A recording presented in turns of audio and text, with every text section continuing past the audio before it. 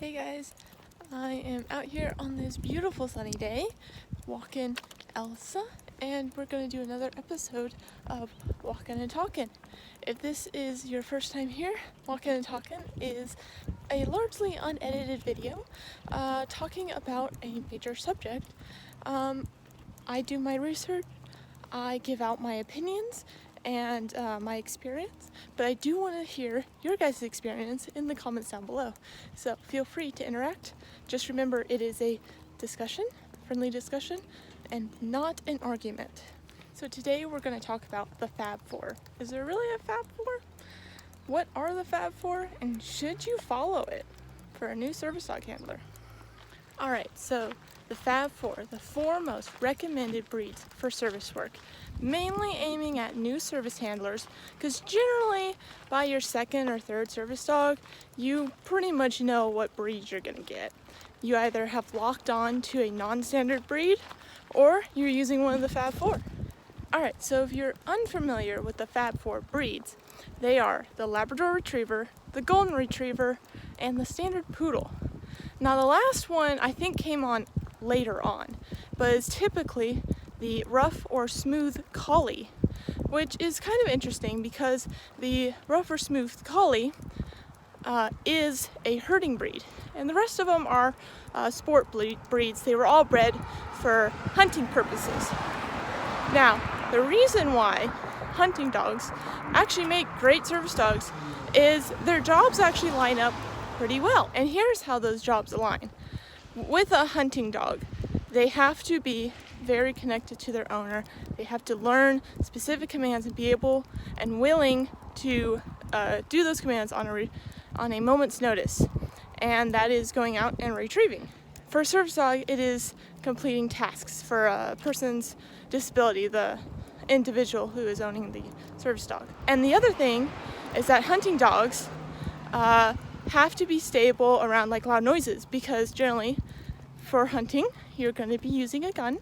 Guns are super loud, especially for dogs' hearing. Remember, they could hear a lot better than we can. With service dogs have to be okay with sudden noises, loud noises, crowds, and other stuff like that. So they actually coincide pretty closely.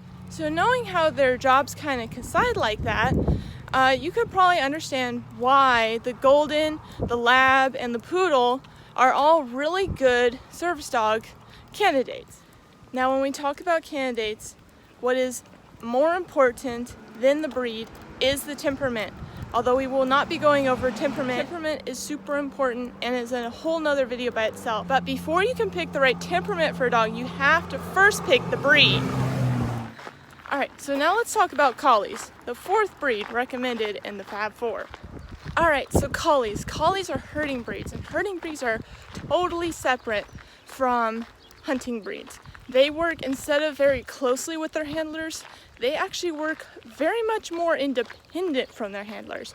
They're very independent thinkers, and that can be a plus for you, but it can make training hard. Herding dogs like to watch them. They're very aware of their surroundings, and they can have a very hard time in public because they like to watch everything, what everyone's doing, and they want to react to it. Remember, they're more independent thinkers. They work more independently from their handlers.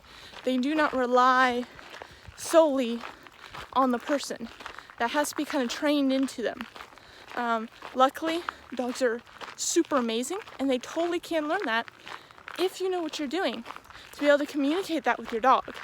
So, yes, they can totally be relaxed in public, but a lot of times that looking around, looking for something to do, 24/7, high-strung breed that's bred into them for herding doesn't do so well in public. So yes, possible, but does take a little bit more skilled handler. Definitely not a beginner. Alright, so our last point is number 3, is like barking. Herding dogs can be quite barky.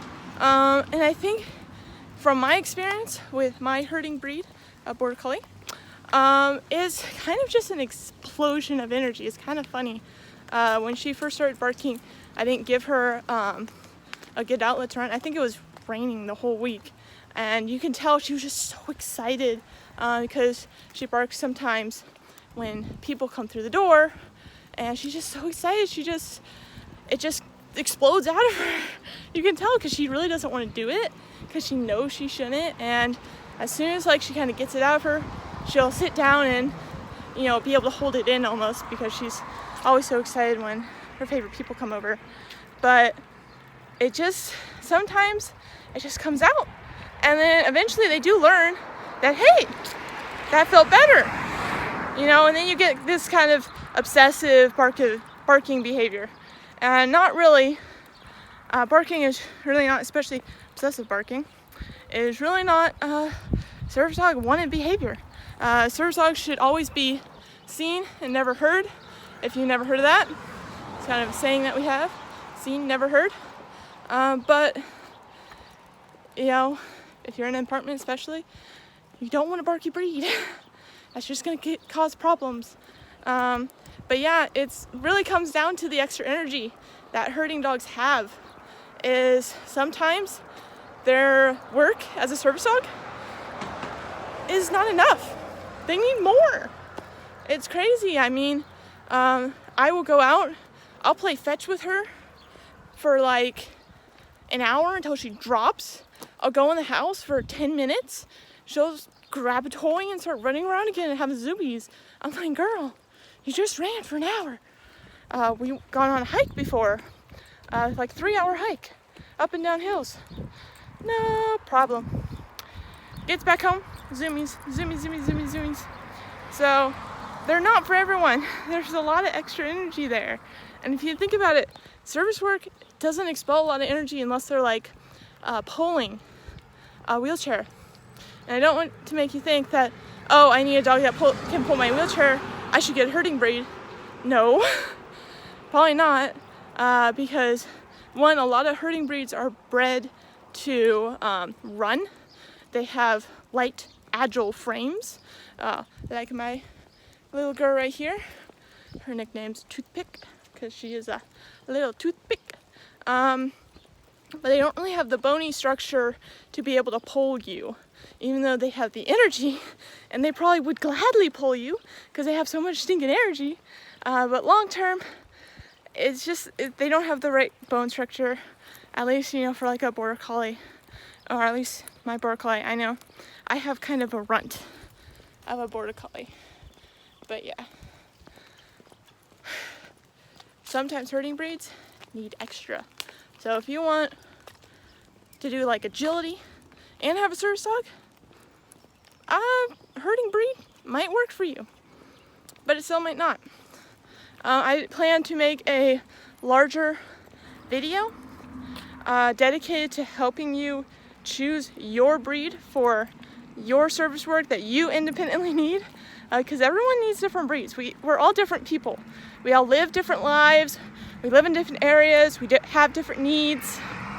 So we all need different dog breeds. So I am going to do a full video on like how to do that. Alright, so that's kind of my personal opinion on collies and really herding breeds as a general group, coming from a handler of a herding breed, a border collie, no pulling.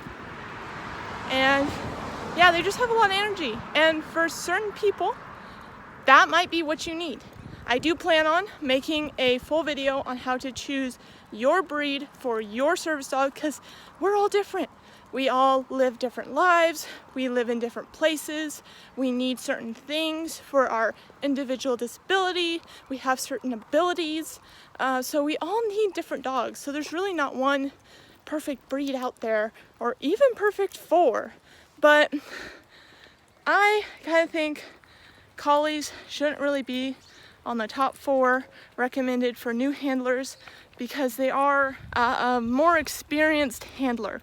Yes, they can totally be service dogs. I've seen several of them being absolutely perfect, spot on, beautifully trained. Like I said before, just to close, I'm not saying collies cannot be service dogs. They totally can be service dogs. They just need a little bit more special training, maybe extra training, a more experienced handler for sure, at least experience in the breed itself, if not service work in general or dog training in general. But I want to know what you guys think. Should they really be in the FAB 4 recommended for new service dog handlers, or should another breed be in there? Like maybe a German Shepherd, or another, that's actually a herding breed now that I think about it, or another working breed. Let me know in the comments below.